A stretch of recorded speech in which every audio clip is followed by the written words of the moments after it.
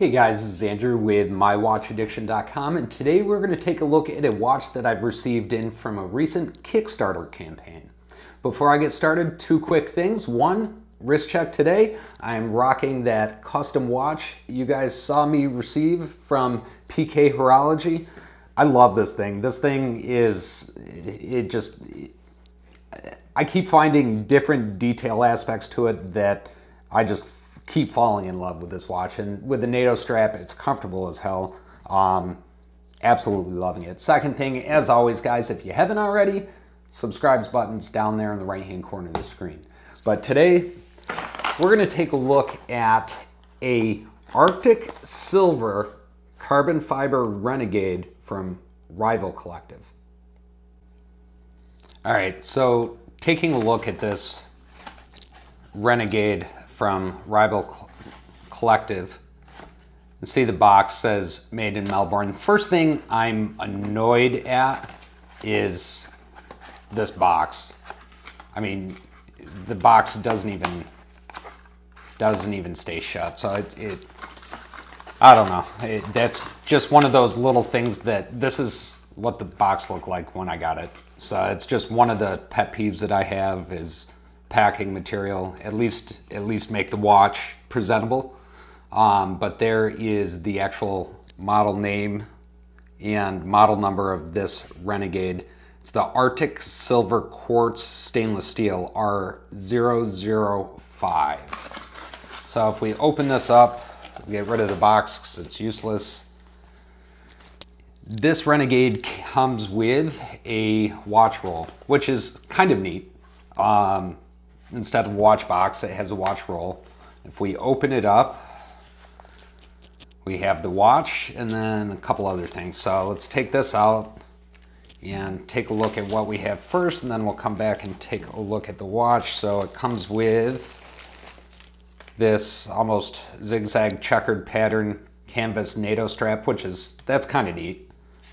Just a very basic cheap strap. If we take a look, now we can actually take a look at the watch. And again, I mentioned I received this as a part of their Kickstarter campaign.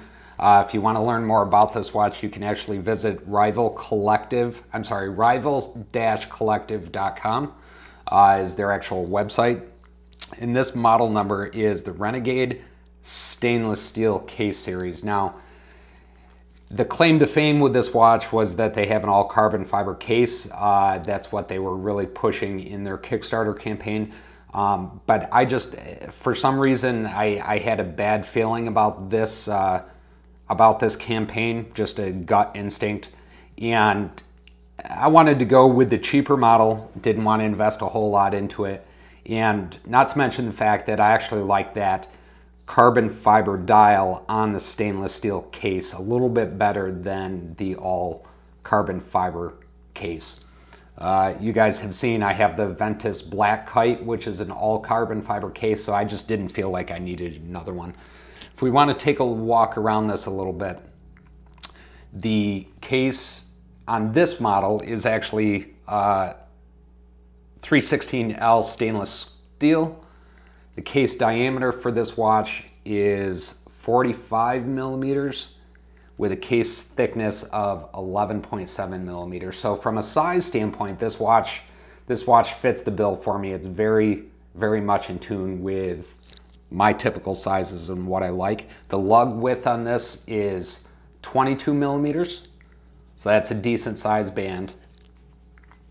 The bezel is solid one-piece carbon fiber. So it's custom-made bezel, carbon fiber solid piece.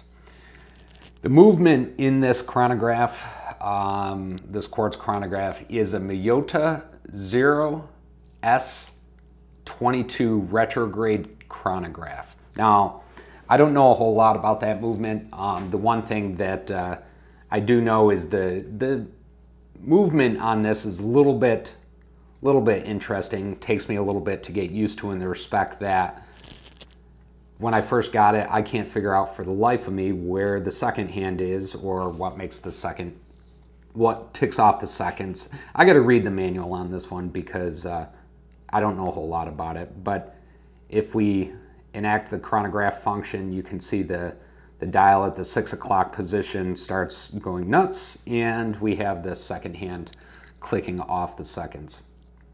Now that dial at the 3 o'clock position appears to be a 24-hour dial. And then, of course, the 9 o'clock position is that minute dial for the chronograph itself. This watch has a water resistance of 5 ATM. And the weight on this guy is about 139 grams. So it's a decent size, decent weight. Feels pretty solid, the watch itself.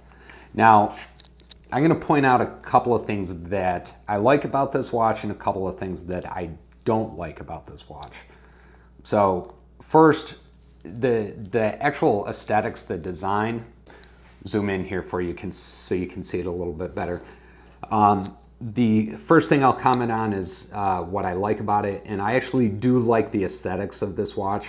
I think although a really busy face, I think it's a really neat looking dial with a carbon fiber dial, and then those raised indices.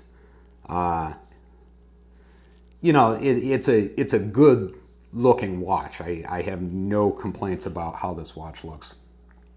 What I dislike about this watch is a couple of things.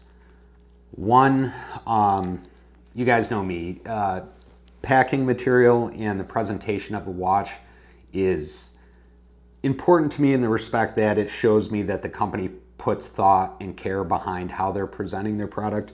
And I think the packing material between the box that didn't function and their watch roll is nice, but it just feels really, really cheap. It feels like they value engineered this to just include at the best profit margin possible. And that probably goes the same for these watch straps. These leather straps, they're neat looking, but I've talked a little bit in the past about these watches these straps kind of have a waxy feel to them. They almost feel plastic. And I don't know, maybe that's just a personal preference of mine, but it makes, to me anyway, this watch strap makes this watch feel really, really cheap. So I'm probably going to look at swapping out this watch strap as soon as I can. The watch itself, though, is I do like the design. I do like the styling of the watch. It's just the pieces of the whole process that were value engineered to save money. Just it drags down the overall impression for me anyway. When I first looked at this case, I was like, oh crap. I saw the 2 screws in the case at the lug there, and I thought to myself, please don't tell me this is a proprietary strap or proprietary band. But then I actually got looking at it, and these do have quick release straps on them, so you can pop the strap off real easy. Right there with the, if I can get it to focus for you, right there with the quick release tab on those straps. So it shouldn't be too bad to change out the straps on this watch. Just real quick, what the price are on these guys. Right now, Rival is selling this Renegade Arctic Silver watch for $229. That's the price it's going for on their website at the moment. The MSRP on this watch was $349. As I mentioned, guys, for some reason I just had a weird gut feeling about this watch.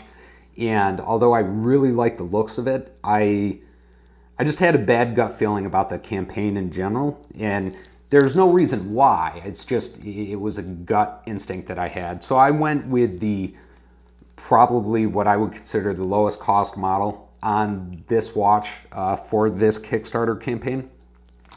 And for this guy, I paid, if I can do my math real quick, for this guy in US dollars, I paid about $190 for this watch. If I had to do it all over again, realistically speaking, I probably just given some of the watches that I've gotten in that same price range, I probably would not have spent $190 on this. Don't get me wrong, it's a cool watch. I like the looks of it, and I think it'll get some wrist time. But this watch I would have been a lot happier with if it was in that $100 to $125 range, we'll call it. All right, guys, so that was the Arctic Silver Carbon Fiber Renegade that I received from Rival Collective as a part of the Kickstarter campaign. Overall, not a bad watch. As I mentioned, there's some things that I dislike about the watch. There's some things I really like about the watch. So I'm not wowed by it. It's going to be just another watch. It'll probably sit in my collection for a little bit, and then I will likely trade or sell this watch off to get something that I like a little bit better. Nevertheless, guys, post up in the comments below and let me know what you think about it and your thoughts. If you guys have one, if you like it, or what you think about the one that you're seeing here, definitely post up in the comments below. Also, guys, if you have any questions, you can always reach out to me at mywatchaddiction.com. And if you want to see what's on my wrist on a daily basis, don't forget to follow us on Instagram /watchaddiction.us. Thank you guys and have a great weekend.